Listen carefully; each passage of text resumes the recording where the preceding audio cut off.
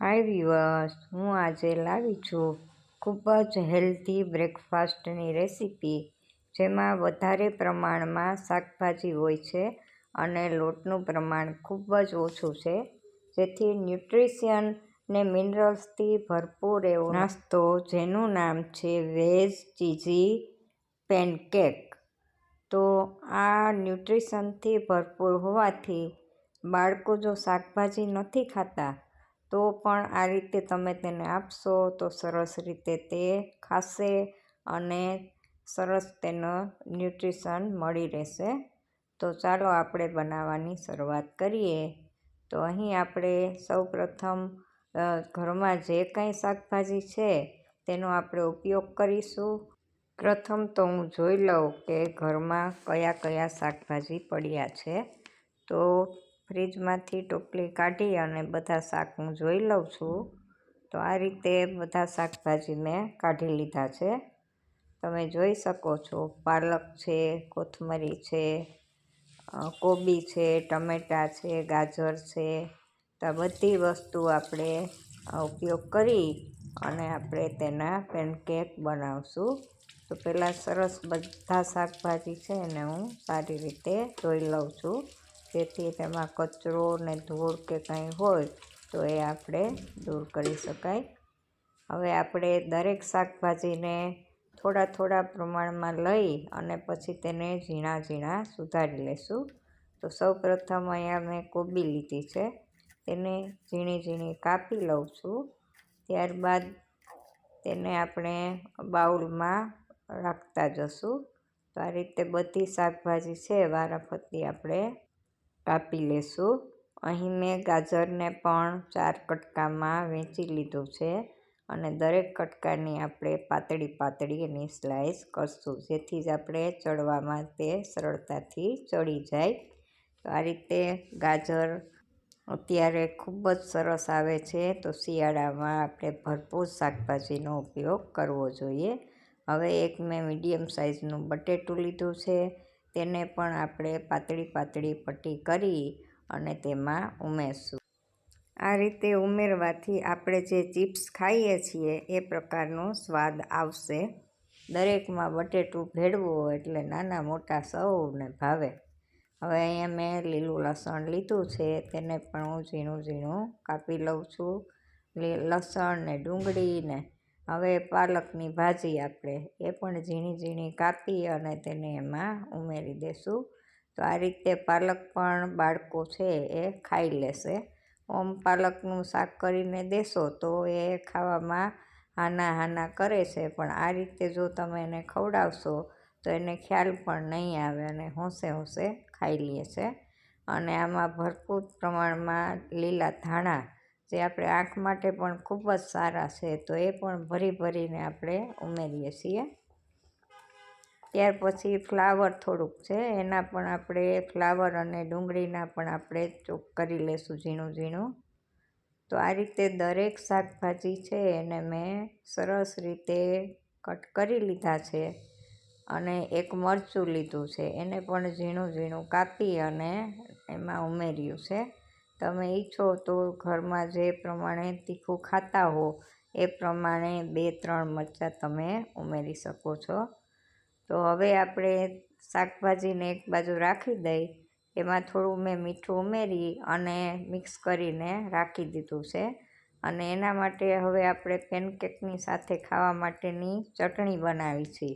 કોથમરી, ટમેટું, આદું, મરચું આ બધું નાખી અને આપણે તેને સરસ રીતે ગ્રાઇન્ડ કરી લેશું.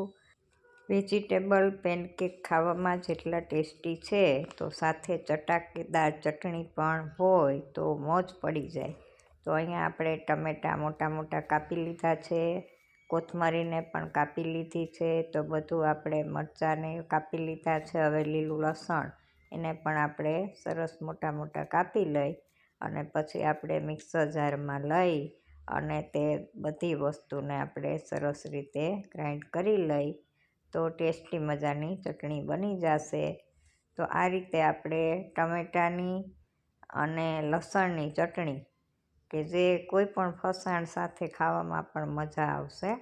તો તો આ રીતે ટેસ્ટી એવી ચટણી તમે બનાવતા જશો. તો આ રીતે આપણે ચટણી બનાવીને રાખી દઈએ તો કંઈ પણ નવીન આઈટમ બનાવીએ તો માત્ર એક જ વસ્તુ બનાવવાની રહે ને ચટણી તો તૈયાર જ હોય. અહીં આપણે મીઠું અને થોડીક ખાંડ પણ મેં ઉમેરી છે અને લીંબુનો રસ પણ ઉમેરું છું, જેથી આ ચટપટી એવી ચટણી તૈયાર થશે. હવે આ ચટણીને આપણે એક કચોરામાં કાઢી લઈએ. ચટણીનો કલર ખૂબ જ સુંદર દેખાઈ રહ્યો છે. સાથે સાથે ખાવામાં પણ તે ટેસ્ટી અને ચટાકેદાર છે. હવે આપણે ચટણીને સાઈડ પર રાખી દઈએ અને પેનકેક બનાવવાની તૈયારી કરીએ. અહીં મેં મોટો ચમચો ભરી અને ચણાનો લોટ અને 1 ચમચું ભરી અને રવો લીધો છે અને થોડું આપણે મીઠું જરૂર પૂરતું ઉમેરશી, કેમ કે પહેલાં પણ આપણે ઉમેરેલું હતું. અને હળદર, ચટણી, ધાણા જીરું આ બધું આપણે સરસ રીતે મિક્સ કરી લઈએ. પછી જરૂર જણાય તો આપણે થોડું પાણી પણ ઉમેરતા જશું, કેમ કે પહેલાં મીઠું ઉમેર્યું હતું તો શાકભાજીએ થોડું ઘણું પાણી રિલીઝ કર્યું હોય એ પાણીમાં જ આપણે આ લોટ બાંધીશું.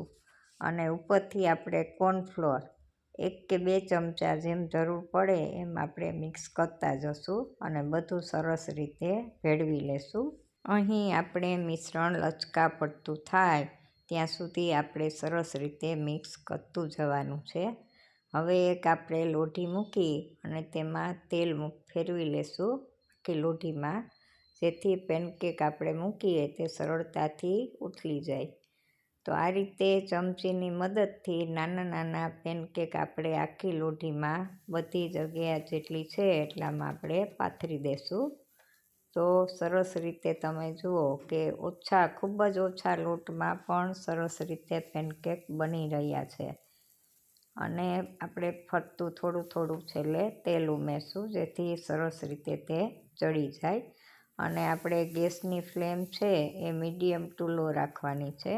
ખૂબ જ ધીમા તાપે આપણે બધા પેનકેકને સરસ રીતે ચોળવવાના છે, જેથી દરેક શાકભાજી અંદર ને બહાર સરસ રીતે ચડી જાય.